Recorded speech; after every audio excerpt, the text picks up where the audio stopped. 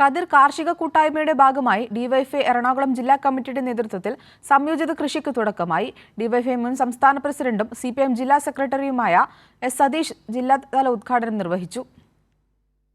രാസവളങ്ങളും കീടനാശിനികളും ഇല്ലാത്ത പച്ചക്കറികളുടെ ഉൽപ്പാദനം ലക്ഷ്യമിട്ടാണ് CPIMന്റെ നേതൃത്വത്തിൽ കതിർ കാർഷിക കൂട്ടായ്മയ്ക്ക് തുടക്കമിട്ടത്. ഓണക്കാലത്ത് വിളവെടുക്കാൻ ലക്ഷ്യമിട്ടാണ് ഡിവൈഎഫ്ഐ എറണാകുളം ജില്ലാ കമ്മിറ്റിയുടെ നേതൃത്വത്തിൽ സംയോജിത കൃഷി ആരംഭിച്ചത്. കലൂർ യൂത്ത് സെന്ററിന് സമീപം നടന്ന ചടങ്ങിൽ ഡിവൈഎഫ്ഐ മുൻ സംസ്ഥാന പ്രസിഡന്റും CPIM എറണാകുളം ജില്ലാ സെക്രട്ടറിയുമായ എസ് സതീഷ് ജില്ലാതല ഉദ്ഘാടനം നിർവഹിച്ചു.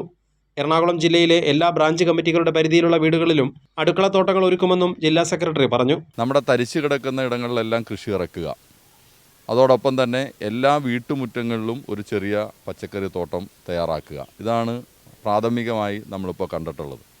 ഇപ്പോൾ ഓണത്തുമായി ബന്ധപ്പെട്ടുകൊണ്ട് പച്ചക്കറി ഫോക്കസ് ചെയ്തുകൊണ്ടാണ് ഇപ്പോൾ നടത്തിക്കൊണ്ടിരിക്കുന്നത്.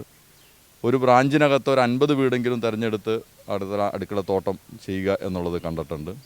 അതിനൊപ്പം തന്നെ സമാന്തരമായി നെൽകൃഷി ഉൾപ്പെടെയുള്ളത് ചെയ്തു. ഇപ്പോൾ അങ്കമാലി നമ്മൾ 100 ഏക്കർ കൃഷിയാണ് നെൽകൃഷി, 100 ഏക്കറിലാണ് ഇപ്പോൾ കൃഷി. ഇപ്പോൾ അത് 60-70 ഏക്കറിൻ്റെ പണി പൂർത്തീകരിച്ച് കഴിഞ്ഞു, ബാക്കിയോടെ ഇപ്പോൾ നടന്നുകൊണ്ടിരിക്കുന്നത്. മുളക്, വെണ്ട, വഴുതന, തക്കാളി തുടങ്ങിയ പച്ചക്കറികളാണ് ആദ്യഘട്ടമായി കൃഷി ചെയ്യുന്നത്.